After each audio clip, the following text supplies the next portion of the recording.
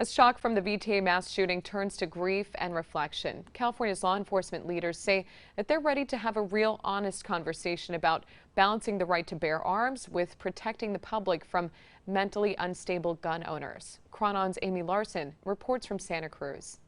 We now know that Sam Cassidy had 3 semi-automatic handguns and 11 high-capacity magazines. He fired 39 shots as he killed his coworkers at the VTA.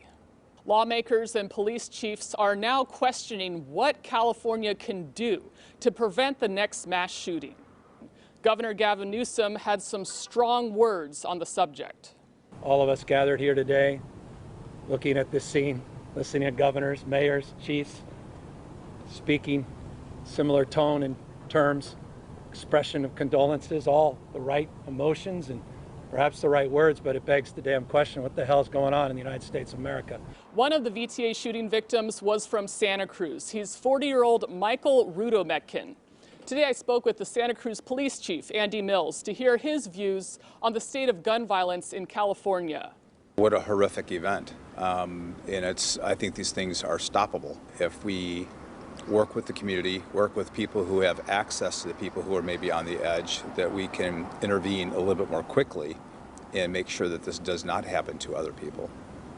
The Santa Clara County Sheriff said it appears that Cassidy owned all of these weapons legally. That's even after he was once questioned by Border Patrol agents because they found in his possession a book about terrorism, as well as a journal he kept detailing his hatred of his coworkers at the VTA.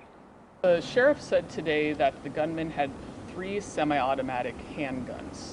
So he was able to kill that many people without even having some sort of high-powered rifle. Do you think that speaks to how much damage even just a handgun can do? Well, I mean, firearms are weapons that are designed to kill. And so you have to make sure that they're not in the hands of those who are inclined to do so. And now how that interacts with the Second Amendment is the big question, is how do we thoughtfully keep handguns out of the hands of people who are going to hurt others, but yet protect people's right to possess and bear firearms. And I think that that is a doable, policy, but it's going to take a lot of give and take. It's going to take negotiation, and it's going to take really sitting down with one another and talking and assessing, what are we doing as a nation? Are we, as a community, are we promulgating violence, including people killing themselves, because we're afraid to really speak openly and frankly about this issue? Well, obviously we've got a problem, but here's what I think we can do. First of all, we can take these threats seriously. And people have to listen to what their friends and family members are saying, their colleagues are saying. If they're issuing threats and there's a lot of stress in their life, call the police. We have instituted a policy here where we have a threat management team, so that we take a look at these threats, we look at the stressors in the person's life, we look at 9 key elements that are likely to indicate that this person could be someone who could be a shooter.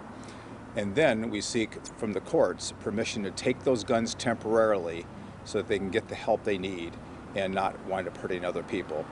And so far it's been very successful for us as well as other agencies in our area. I don't think this will stop all of those shootings, but it may stop some. I'm Amy Larson reporting for KRON 4 News from Santa Cruz.